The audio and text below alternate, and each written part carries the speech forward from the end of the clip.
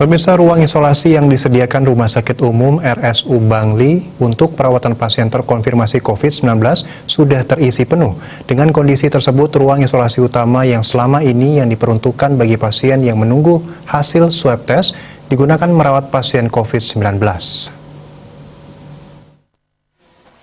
Direktur RSU Bangli Dr. Inyoman Arsana mengatakan pihaknya memiliki ruang isolasi dengan total kapasitas 34 bed. 10 bed diantaranya untuk isolasi pasien terkonfirmasi COVID-19, sedangkan 24 bed sisanya untuk pasien yang menunggu hasil swab test. Sementara saat ini jumlah pasien COVID-19 yang dirawat di RSU Bangli sebanyak 17 orang. Ia mengatakan saat ini belum ada rencana untuk menambah bed untuk perawatan pasien COVID-19 di daerah itu. Pihaknya akan memaksimalkan bed di ruang isolasi utama dengan melakukan penambahan ventilasi hingga filter dengan tekanan negatif.